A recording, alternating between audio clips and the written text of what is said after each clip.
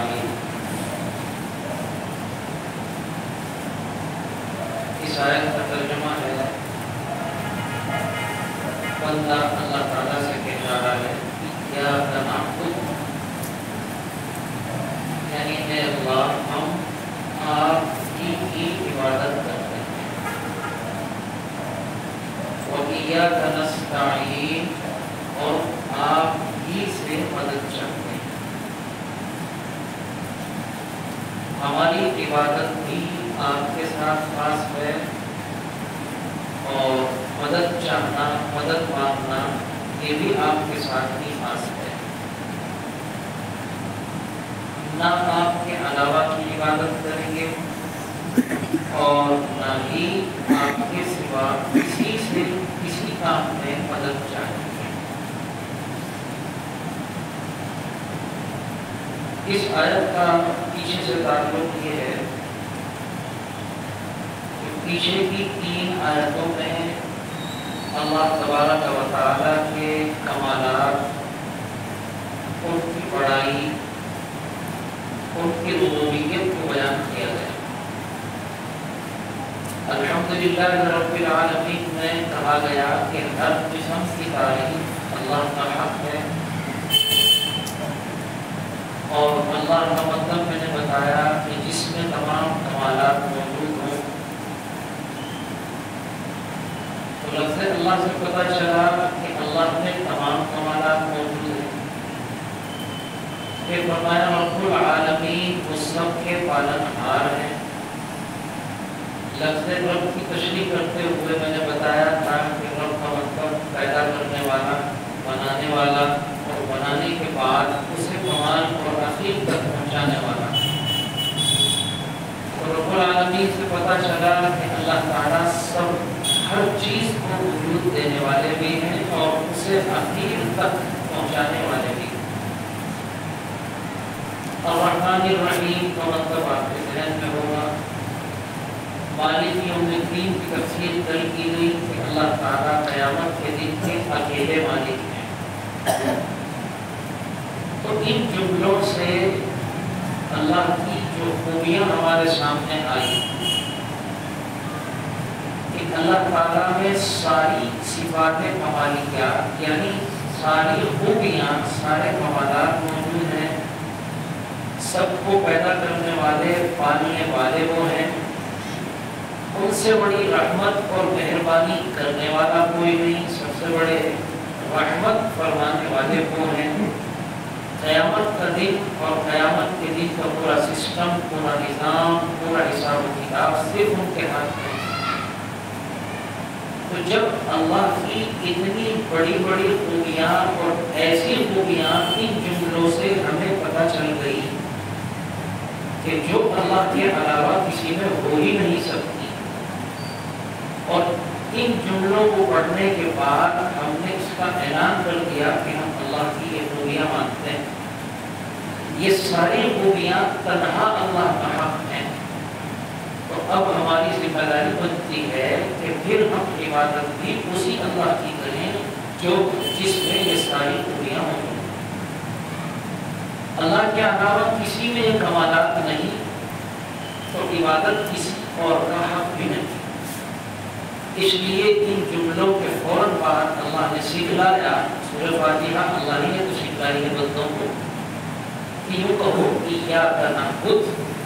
اللہ جب ساری خوبیاں آپ میں ہیں اور آپ ان خوبیوں میں اکیلے ہیں، یکتا ہیں، تو ہم بس عبادت بھی پھر آپ ہی کی کرتے ہیں۔ معبود ہونے میں بھی آپ یکتا ہیں، آپ کا کوئی شریک نہیں۔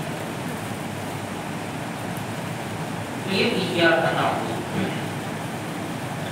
اب یہاں کی سمجھیے کہ جملہ ہم پڑھتے ہیں اور اس کا موٹا سا مطلب بھی جانتے ہیں، یا اب جان گئے کہ ہم آپ ہی کی عبادت کرتے ہیں۔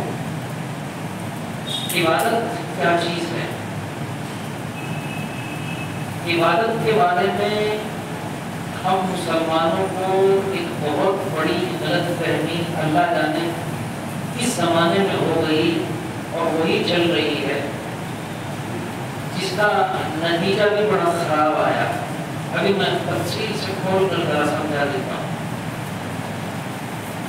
ہم لوگ یہ سمجھتے ہیں کہ عبادت کا مطلب ہے نماز پڑھ لی، روزہ رکھ لیا، حج کر لیا، زکات دے دی اور تسبیحات وغیرہ وغیرہ، یہ عبادت ہے.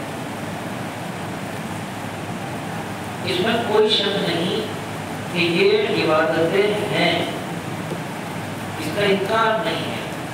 اب میں جملہ جو کہہ رہا ہوں اس کو سمجھیے.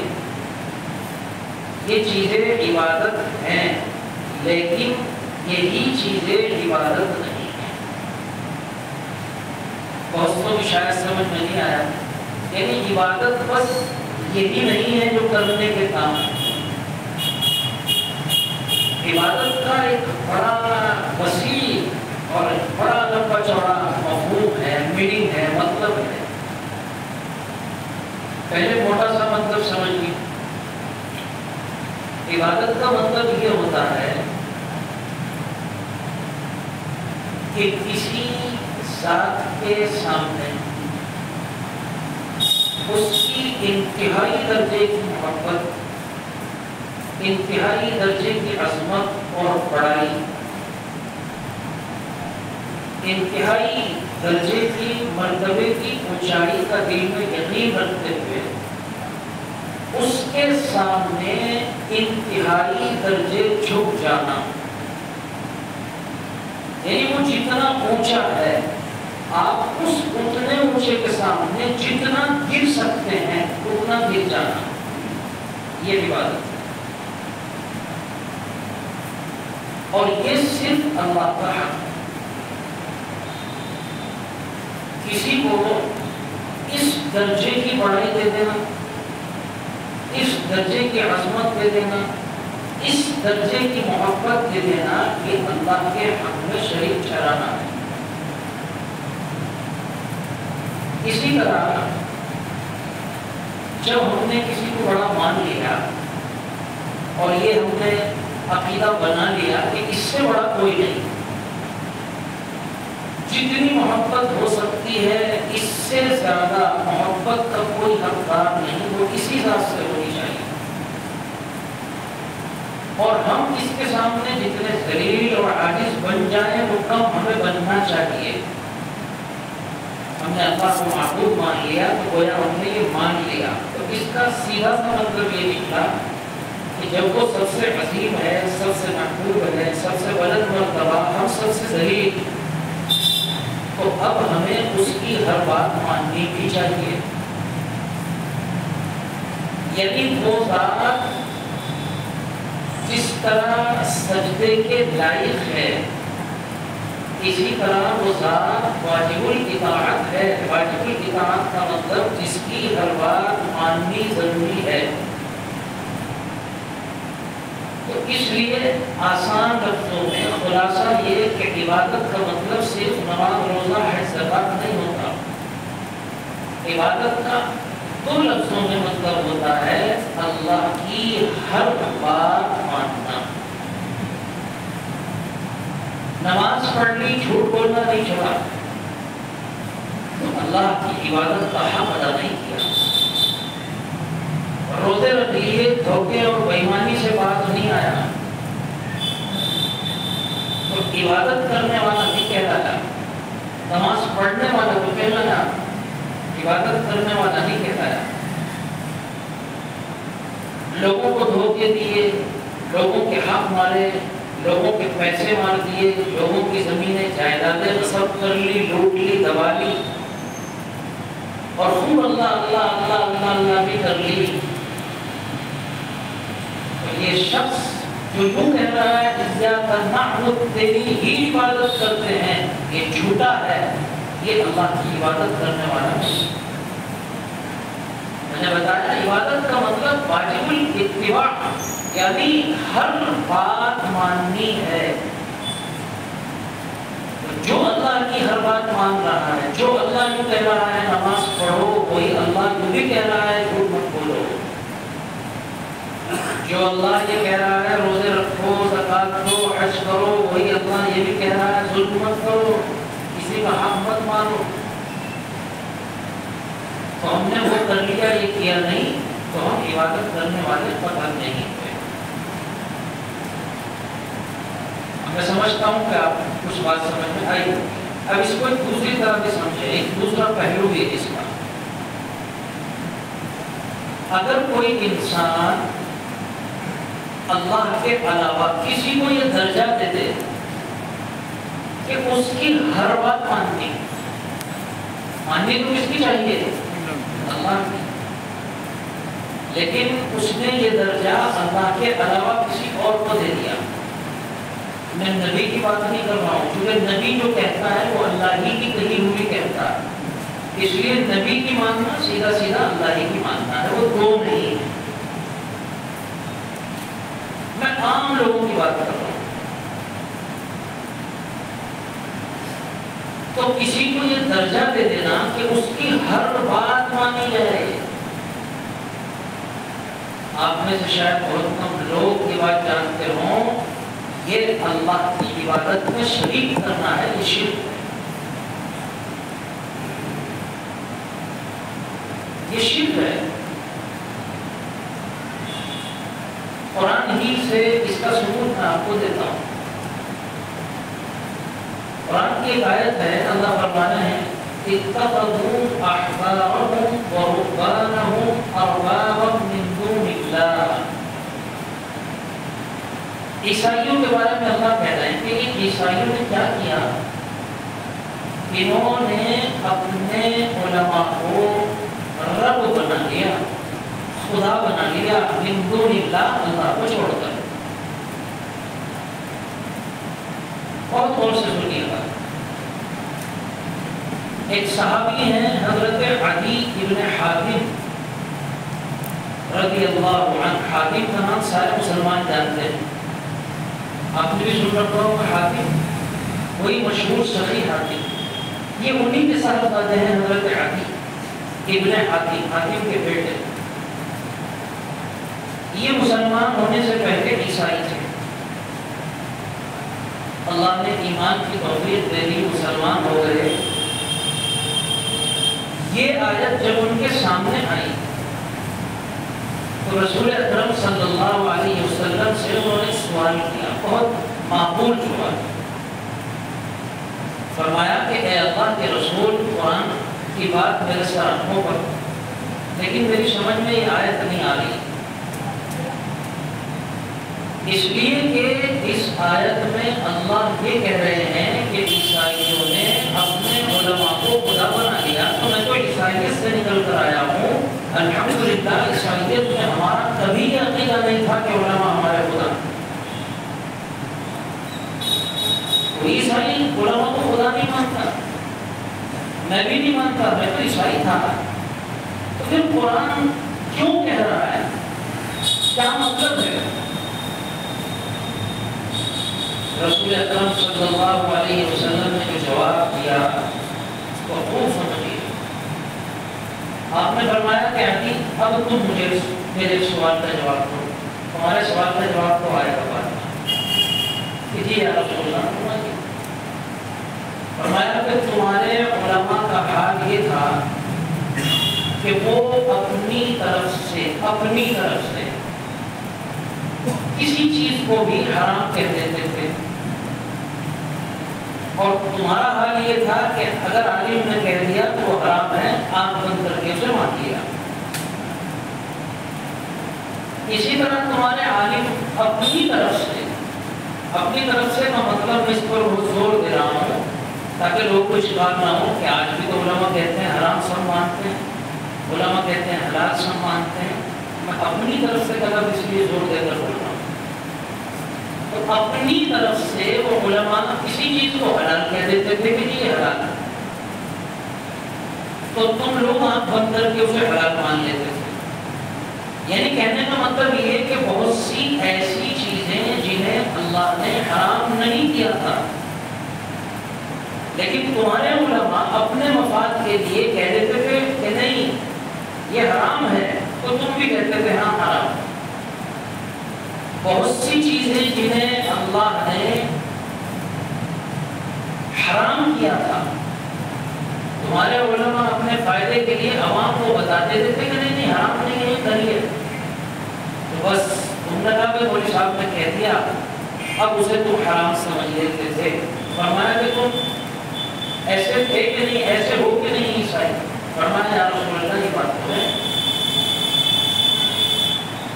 حضرت رسول اکرم صلی اللہ علیہ وسلم نے اب آیت سمجھائی کہ آیت میں خدا کہنے کا مطلب یہی ہے کہ حلال اور حرام ترک کرنا، یعنی کیا چیز حلال کیا چیز حرام یہ اللہ کا کام ہے، اللہ کے علاوہ کسی کو حق نہیں. لیکن یہ کام تمہارے علماء کر رہے تھے اور تم آنکھ بند کر کے ان کی مان رہے تھے. تو جس معاملے میں اللہ کی بات ماننی ضروری تھی تم نے ویسی ہی بات اللہ کی نہ مان کر تم علماء کی ماننی شروع کر دی. اللہ حلال کہہ رہے ہیں تو اب تم اسے مطلب نہیں عالم کیا کہہ رہا ہے، عالم کہہ رہا ہے حرام تو تم کہہ رہے ہیں حرام ہی نہیں، اللہ کہتا ہے تمہارا. تو حلال حرام طے کرنے کا حق تو اللہ کا ہے. اللہ کی حلال اور حرام کی ہوئی کو ماننا ہے نہ کہ عالم کی. اگر عالم اللہ سے ہٹ کر حلال حرام کی بات کر رہا ہے تو اس کی تھوڑی ماننی ہے، لیکن تم نے مانی تو جو اللہ کا حق تھا وہ حق تم نے ان علماء کو دے دیا. یہی آیت کا مطلب ہے کہ عیسائیوں نے اللہ کو چھوڑ کر علماء کو خدا بنا دیا. تو آنکھ بند کر کے کسی کے کہنے سے بغیر کسی تحقیق کے یا آنکھ بند کر کے اندھا بن کر کسی کی بات ماننا وہ درجہ اسے دینا، یعنی یہ بھی غور نہ کرو وہ حرام کہہ رہا ہے یا حلال کہہ رہا ہے اور آپ آنکھ بند کر کے اس کے پیچھے چلو، یہ خدا بنانا ہے اور یہ شرک ہے. اب آپ کہیں گے کہ یہ اتنی لمبی چوڑی تقریر کر رہے ہو، کون کرنا ہے ایسا؟ اللہ نہ کرے ہم تو نہیں کرنا ہے، میں بتاتا ہوں کرنا ہے نہیں کرنا ہے. ہم مسلمانوں کا حال کیا ہے؟ ہم مسلمانوں کا حال یہ ہے کہ اگر میرے والد نے، اول تو والد کی بھی نہیں مان رہا ہے آج کل انسان، والدہ کی بھی نہیں مان رہا ہے، لیکن بہت سارے مسئلوں کو مانتا ہے. یہ عجیب بات ہے، ویسے نہیں مانے گا ہم زندگی میں، لیکن جہاں مرضی کی ہوگی وہاں کون مانے گا. لیکن کرنا پڑ رہا ہے مجھے کہاں افواہ نہیں مان رہے. تو والدین ماں باپ کی تو میں مثال دے رہا ہوں. برادری کے ذمہ دار، پہلے والے، دوست، بہت سے کام اللہ نے کہا یہ ناجائز ہیں، حرام ہیں، آپ نہیں کر سکتے. برادری کہہ رہی کرنا ہے، کہاں حلال حرام میں بول رہے ہیں. باپ کہہ رہا ہے کرنا ہے، ماں کہہ رہی ہے کرنا ہے، سرپنچ اور چودھری کہہ رہے ہیں کرنا ہے. تو اللہ حرام کہہ رہے ہیں اس کی پرواہ نہیں ہے. جو لوگ کہہ رہے ہیں کہ نہیں کرنا ہے تو کر رہے ہیں، اس کا مطلب کہ انہوں نے اسے جائز سمجھ لیا یا کہہ دیا، دل میں نہ سمجھ رہے ہوں اور ہم نے اللہ کی چھوڑ کر اس کی مان لی تو ہم نے اللہ کو واجب الاطاعت قرار نہ دے کر انہیں قرار دے دیا. یہ شرک کا گناہ ہوا. تو کر رہے ہیں کہ نہیں کر رہے ہیں؟ بتاؤ بھائی ایسا مت کرو، اللہ منع کرتے ہیں. لیکن بس کیا کریں، کرنا پڑ رہا ہے، فلاں کہہ رہا ہے. یعنی فلاں کی بات ماننی آپ کے نزدیک ضروری ہو گئی اور یہ حق تھا کس کا؟ اللہ کا تھا، اسے آپ نے چھوڑ دیا. اور ایاک نعبد جو آپ سورہ فاتحہ میں ہر وقت پڑھ رہے ہیں، آپ اس کے خلاف جا رہے ہیں، آپ جھوٹ بول رہے ہیں، آپ غلط اعلان کر رہے ہیں. بتائیے کہ ہم اس میں مبتلا ہے کہ نہیں؟ اللہ نے حرام کہا، دوسروں نے حلال کہہ دیا، ہم ان کی مان رہے ہیں. اللہ نے حلال کہا، دوسروں نے حرام کہہ دیا، ہم ان کی مان رہے ہیں. تو وہ مرض جو عیسائیوں میں تھا وہ اس صورت میں نہ صحیح لیکن کسی نہ کسی صورت میں ہمارے اندر ہو چکے. اس لیے وہ سمجھ لیجیے کہ ایاک نعبد جو ہم اعلان کرتے ہیں اللہ ہم آپ ہی کی عبادت کرتے ہیں، یہ نظریہ، یہ سوچ، یہ عمل اس کے بالکل خلاف. اس کے بعد فرمایا وَإِيَّاكَ نَسْتَعِينُ. اس کی پوری تشریح کو انشاءاللہ کل ہی ہو پائے گی، بس میں اس کو پیچھے سے جوڑ دیتا ہوں تاکہ کل نہ جوڑنا پڑے. ابھی ایاک نعبد کا مطلب جو میں نے آپ کو پورا سمجھایا، اس کا نچوڑ یہ نکلا، خلاصہ یہ نکلا، عبادت کا جو خاص طور سے میں نے آپ کو مطلب بتایا کہ ہم آپ کی عبادت کرتے ہیں، یعنی اے اللہ ہم صرف آپ ہی کی مانتے ہیں، آپ کے علاوہ کسی کی نہیں مانتے، کوئی کچھ بھی کہے آپ جو کہیں گے وہ مانتے ہیں۔ اب جب آدمی یہ اقرار کر لے گا اور یہ یقین اس کے دل میں آ جائے گا کہ ہم صرف اللہ کی مانتے ہیں، تو اللہ کی ماننے کا اعتراف کر لینا، اقرار کر لینا یہ اتنا آسان نہیں ہے، اب بہت پابندیوں کے ساتھ زندگی گزارنی پڑے گی۔ اللہ کہتے ہیں کہ فلاں کام کرو، کرنا پڑے گا، اللہ کہتے ہیں فلاں کام نہ کرو تو پھر چھوڑنا پڑے گا۔ اب کتنے کام کرنے کے ہیں، نماز ہے، روزہ ہے، حج ہے، زکوٰۃ ہے، صدقہ ہے، خیرات ہے، اس میں سلوک ہے، کتنی ساری باتیں ہیں، کتنے کام ہیں چھوڑنے کے، سود نہیں لے سکتے، جھوٹ نہیں بول سکتے، دھوکہ نہیں دے سکتے، بے ایمانی نہیں کر سکتے، کسی کا حق نہیں مار سکتے، کسی کو غلط نگاہ سے نہیں دیکھ سکتے، کسی سے بدگمانی نہیں کر سکتے، حسد نہیں کر سکتے، کسی کو نقصان نہیں پہنچا سکتے، کسی پر الزام نہیں لگا سکتے، کسی پر جادو نہیں کر سکتے، ماں باپ کی نافرمانی نہیں کر سکتے، کسی کو تکلیف نہیں، کتنے کام۔ تو اب سوال ذہن میں آئے گا کہ جب ہم اعتراف تو کر رہے ہیں اللہ کی عبادت کریں گے، لیکن اللہ کی عبادت کرنے کا مطلب اللہ کی ماننا، اور اللہ کی ماننے کا مطلب ہے اتنی پابندیوں میں رہنا، اتنے کام کرنا، اتنے چھوڑنا، یہ تو بڑا مشکل کام ہے، یہ کیسے ہوگا؟ تو قرآن نے اس کا حل اگلے دنیا میں بتایا، وہ ایاک نستعین، جس کی ماننے کا عہد کر رہے ہو، عہد پکا کر لو، پھر اسی سے مدد مانگو۔ اے اللہ مدد بھی آپ سے چاہیے، اتنے کام کرنے ہمارے بس کے نہیں ہیں، اتنے کام چھوڑنے ہمارے بس کے نہیں ہیں، آپ کی مدد، آپ کی توفیق، آپ کی توجہ اگر ہمارے شامل حال ہو جائے تو پھر ہم آپ کی عبادت کا حق ادا کر سکتے ہیں۔ تو فرمایا وَإِيَّاكَ نَسْتَعِينُ، اور اللہ آپ ہی سے مدد چاہتے ہیں۔ جب اللہ سے مدد چاہیں گے، اللہ مدد فرما دیں گے، تو سارے کام کرنے بھی آسان، سارے کام چھوڑنے بھی آسان۔ اب اس پر میں بات آپ کو اگر آج کی بات ختم کرتا ہوں۔ آج ہم لوگ یہ بہت شکوہ کرتے ہیں کہ جی حالات ایسے ہیں کہ دین پر چلنا بڑا مشکل ہے، کیا کریں، یہ کام بھی کرنا پڑتا ہے، یہ بھی کرنا پڑتا ہے، دھوکہ بھی، جھوٹ بھی، سود بھی، وغیرہ وغیرہ۔ یہ بار بار ہم بولتے ہیں، اور بولنے کا مطلب گویا ہم اپنے آپ کو پہلا رہے ہیں کہ ماحول ہی ایسا ہے تو کیا کریں۔ ایک بزرگ گزرے ہیں پڑوسی ملک میں، حضرت ڈاکٹر عبدالحی عارفی رحمہ اللہ، عالم نہیں تھے لیکن حضرت تھانوی رحمۃ اللہ علیہ کے خلیفہ، بڑے اونچے درجے کے بزرگ، اتنے اونچے درجے کے بزرگ کہ شیخ الاسلام حضرت مولانا مفتی تقی عثمانی دامت برکاتہ کے شیخ بھی آتے ہیں۔ اس نے اندازہ لگا کہ کتنے بڑے آدمی، ڈاکٹر تھے، ہومیوپیتھی کرتے۔ تو حضرت فرماتے ہیں، شیخ الاسلام ہی لکھ رہے ہیں اس بات کو، کہ ایک مرتبہ حضرت نے فرمایا کہ جو ہم لوگ یہ کہتے رہتے ہیں کیا کریں جی ماحول ایسا ہے، بات ہمیں بتائیے کہ کل قیامت کے دن جب اللہ تعالیٰ ہم سے پوچھ تاچھ کریں گے اور ہم اللہ کے سامنے یہ عذر رکھ دیں گے، اللہ آپ نے ہمیں پیدا ہی ایسے زمانے میں کیا، ماحول ہی ایسا تھا، شریعت پر چلنا بڑا مشکل تھا، شریعت کے مطابق شادی بیاہ کرنا مشکل، شریعت والا حلیہ بنانا مشکل، سود سے بچنا مشکل، زنا سے بچنا مشکل، بدنگاہی سے بچنا مشکل، غلط دوستوں کی صحبت سے بچنا مشکل، کیسے بچتے ہیں ہم؟ آپ نے بھیجا ہمیں ایسے دور میں، ہم کرتے کیا؟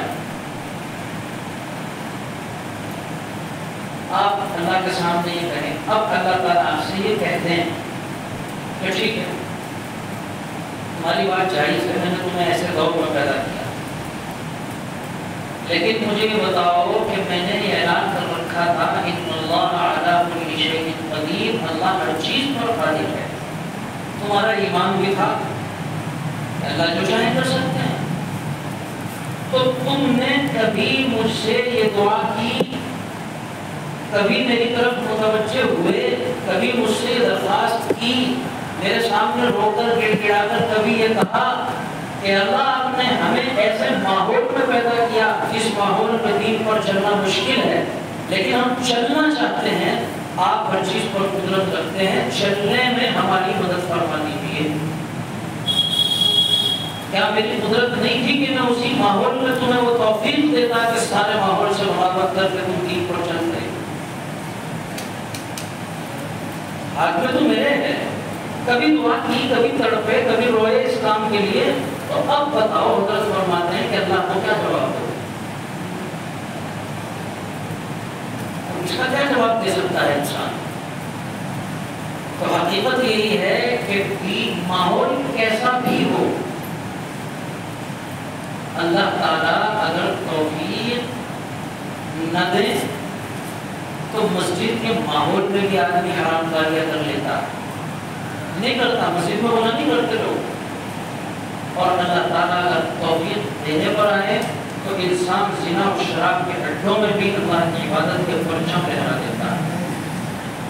تو وہ ایاک نستعین یہ سبب دے رہا ہے کہ تم اللہ سے مدد مانگو، ہم چلنا چاہتے ہیں، آپ مدد فرمائیں، اللہ تعالیٰ تمہیں اس ماحول میں بھی دین پر چلنے کی توفیق ضرور عطا فرمائے۔ یہ جذبہ ہمیں ہونا چاہیے۔ اللہ مجھے بھی آپ کو بھی